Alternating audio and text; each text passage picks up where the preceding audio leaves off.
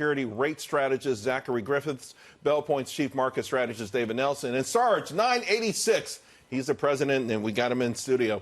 Hey, Sarge, Stephen Sarge, it's good to have you in studio. Let me start with you. You know, what I like what's going on here is that not headline stuff, but the economic data, industrial production, huge. By the way, China's industrial production at a 17.5-year low. Ours came in 200% better than anticipated. Home builders, their confidence came in at the best level of the year.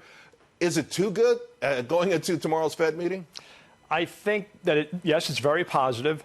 I think that the CPI is a little bit worrisome to me. As a guy who thinks the Fed probably should cut by 25 basis points tomorrow, I'm a little worried that headline inflation may catch up to core inflation for September, now that we're going to have a little bit of a pop in oil prices, now that we don't really know where Chinese negotiations are going to go. If they don't go anywhere, we're going to get another batch of tariffs. But do they have to go anywhere? I mean, as long as it's calm and it's quiet. I mean, we've endured a year and a half of China tariffs. It has not really hurt our economy. What's hurt, it seems more to me, David, have been the tweets, have been the change in direction, have been the panic that comes along with that. But the actual economic impact has been somewhat muted. So far, so good. And it certainly spells out in this economy. You know, the consumer is a large part of that. The consumer data is very strong, in spite of the fact that industrial data has been mixed, you know, throughout the year. I think we're going to get a Fed cut tomorrow. There's a lot of policy issues. I disagree with Jay Powell, certainly the balance sheet. But we don't live in a vacuum. And I think they look around the world and they see central banks are negative rates. You've got Germany. The entire yield curve is underwater. It's not surprising that money is pouring into the United States, driving our yields down. I think we're going to get a cut. It might have been 50, but the president actually boxed himself into a corner. He almost made it impossible for the Fed to do anything but an incremental cut. All right, you're the Fed expert. I mean, you run a whole department of Wells Fargo trying to figure out what the heck's going to happen with these rates. What's going to happen? So we're also calling for a 25 basis point rate cut tomorrow. We think that's all but a done deal at this point. And when we think about how Chairman Powell is going to position the message going forward, we don't see too much change from here. Back in July, he got caught up saying when you say that you don't see too much change, I mean, what is I don't even know what the Powell doctrine is, Zach, to be quite frank with you, because I'm not worried about the cut. I'm more concerned about the Q&A when he comes out the gate and he starts to feel like he's taking on his personal animosity with President Trump. The first question last time I thought sank the market. And, you know, once he's transitory, low inflation is transitory, then, you know, one time he's not really sure. We're not getting a clear-cut message on what the Powell doctrine is. Yeah, and last time I think the big phrase was mid-cycle adjustment that spooked the markets. And as we go forward, we think they're going to kind of step away from that. They have highlighted that these are insurance rate cuts, but they're going to act to sustain the expansion, which seems to be their new phrase. And with that, we think comes future rate cuts, another one in Q4 and another one in Q1 2020. So 150 basis points when it's all said and done. We'll see over the next several Fed meetings. What do you guys think of this? How about Jay Powell calls in sick tomorrow?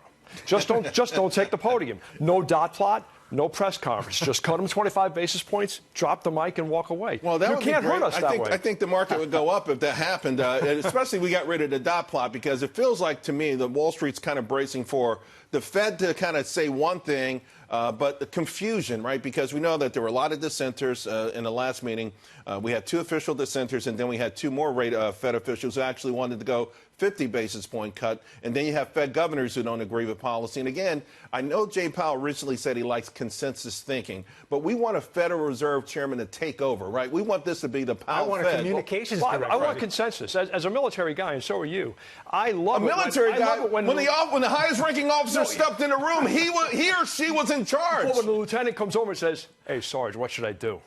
I like that, because then I have input, and the other sergeants have input, and that's how you come to a better decision. During the next week, you're going to see a parade of Fed heads walk out in front of the press, in front of the podium, on shows like this, walking back whatever comes out tomorrow. They're going to be talking their own book. So, with respect to what happened overnight in the last couple of days, I don't want to get wonky. It's hard to talk about this, but there was a mini crisis, and a lot of people say it could impact the Federal Reserve, that maybe their balance sheet should actually be larger. Kind of help us with this, Zach. Yeah, so you saw repo rates take off this morning, and 2 big things that we saw driving this are corporate tax payments at the September 15th tax deadline took money out of the system, while at the same time net Treasury issuance through the form of coupons was above $50 billion on Monday of this week. So those two factors and the particular timing of the two caused this big gyration in markets. The Fed had to step in today and do this operation to try and calm these markets. And I guess the big thing that we think the impact it may have on tomorrow is they may look at cutting the IOER rate in response to all of this as more of it's certainly going to be a question tomorrow. I would think it'll be one of the first questions asked at the podium tomorrow. But you don't seem nervous. Are you not? Are you nervous though that that the Fed may just no longer? This could be a moot conversation if the Fed no longer has control over where rates go.